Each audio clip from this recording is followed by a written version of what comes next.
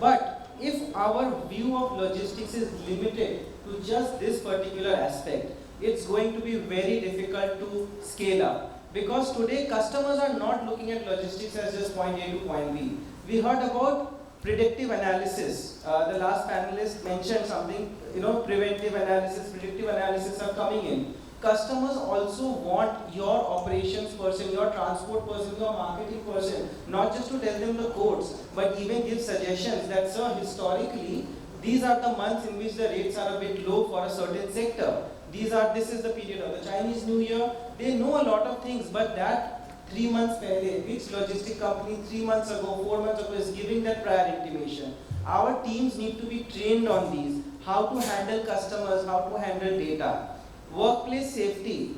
We are assuming that everyone knows about safety. Yes, we have to be safe at the workplace, we should wear our safety jackets. But reinforcement, are we reinforcing? It takes one bad day to have an accident. It's about having that policies in place when you're talking about safety in the workplace. Are you taking that training seriously? Because that starts from the top, flows down to the bottom. And yes, formal training. I mentioned some topics here. Time management. An employee is having issues managing time. Oftentimes, what do we say? You need to focus better. इसमें क्यों इतना time लग रहा है? You should do the work better. But are we having structured trainings in place to understand the pain points? Maybe the person who is having an issue in completing the works on time is having that issue because we are working in silos and the other department is not giving the information at the right time. It may be, it may not be. How are we going to identify that? Training, training and training. We need to understand training is not a cost, it's an investment. The moment we start thinking this way, things will start changing. Departmental coordination, stress management. We are in 2026 now. We cannot say to someone, hey, why are you getting stressed? This is nothing. That's not correct. Everyone's life trajectory is different. We have to understand and give them the coping techniques, and that is done with the power of organizational psychology, by the power of human resources, because we may be experts in our field. We need to understand how we can communicate to everyone down the line in their own language.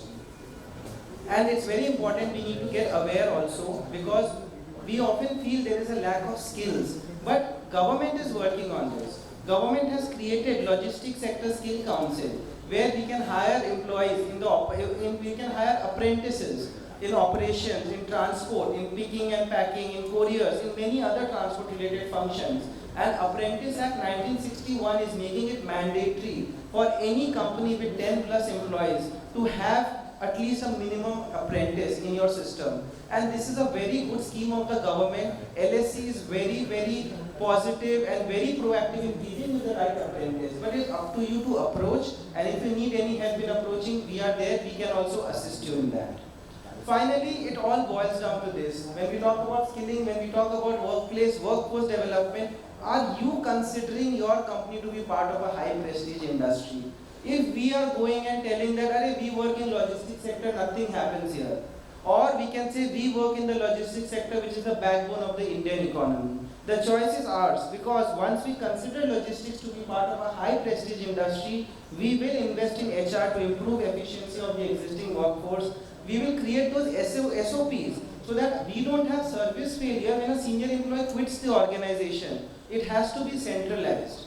And finally, we have to think as leaders. Stop micromanaging, invest in systems 100%. At the same time, invest in people, because we also have an understanding that we have built a lot of systems, but probably the employees are using 20%, 30%.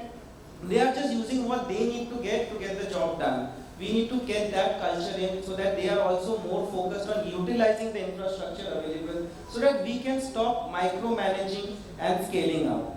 Today our company, the PDP group, has 175 plus trucks. We are having 2000 plus customs clearing containers every month. We are into freight forwarding, and we have 5 lakh square feet of warehouses. We have our offices in Calcutta, Haldia, Durgapur, Vizag, Gandhidham and Tripura. I am not trying to say that we are a very big company or we are expanding in a lot. I am just trying to say, if the basics are there, you can scale up, and it is possible to get beyond that rat race, I would say, of micromanaging or the bottom cost, because you can then create something which will actually add value to the industry and to the society. And if anyone needs any help in this, please feel free to connect with me on LinkedIn by searching for my name and VDP Group, and wishing everyone all the best. Thank you. Thank you, Vishnu. So, I know Abdullah for quite a long time. He's known as firefighter. Like he does firefighting day in, day out for PMI. Abdullah, I have a question for you. So, what's your take on workforce readiness in Indian shipping and port industry in near future? Do you foresee any skill gap in this sector? Okay, thank you, Sagar. So before we talk about the near future, let us talk about the current situation with our own experience we had very recently, I think 3-4 months back. So the fact is we have a small ship called Haldi. It's named after the river Haldi. So it's a 5,000 ton deadweight small ship currently operating between east coast of India and Port Blair. So for that ship we decided that we will go for dry docking in Calcutta itself, because there were options in Dubai or China and other places, in the west coast also, but we thought let us do it in Calcutta, let's see what happens. So the initial plan was we'll finish it up in 1.5 months. When we started the job, we find, the situation was like that. For each and everything, we had to literally look for the right workforce. There are a lot of steel renewals are there in that ship. So basically you have to buy those steel plates and then cut it, fabricate it, and make it like stiffeners and angles and frames. Then you are putting it in the ship. So these were taking a lot of time. And then we inquired in China to our Dubai office, and we found in China these are all customizedly made. So the angle is already ready. The frames are ready. You have to just put it in the ship. And in China they do it in 1 month. And we are actually taking 3 times because of all these issues. And there was also some monsoon was there, so there are disruptions in the work. So then I inquired what is the current workforce in dry docking sector as is. So I found the fitters currently in India is within the range of 8 to 10,000. Okay, and the welders, that is also 12 to 15,000. Painters, painters mean the class approved painters. I'm talking about all the merit grade experts in this field. So that is also 10 to 12,000.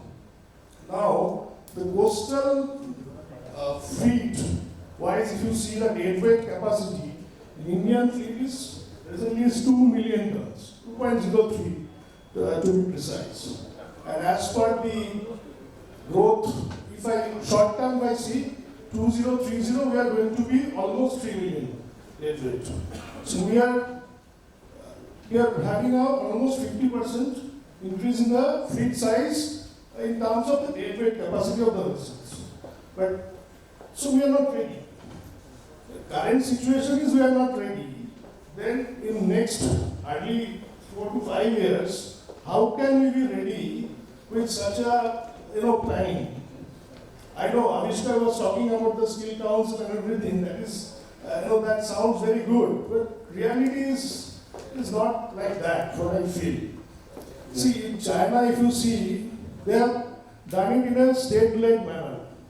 State is planning. This is my port. This is my inland waterways. This is my railway track. I am planning the entire ecosystem in the logistics, and they are aligning it with the workforce capability development as well.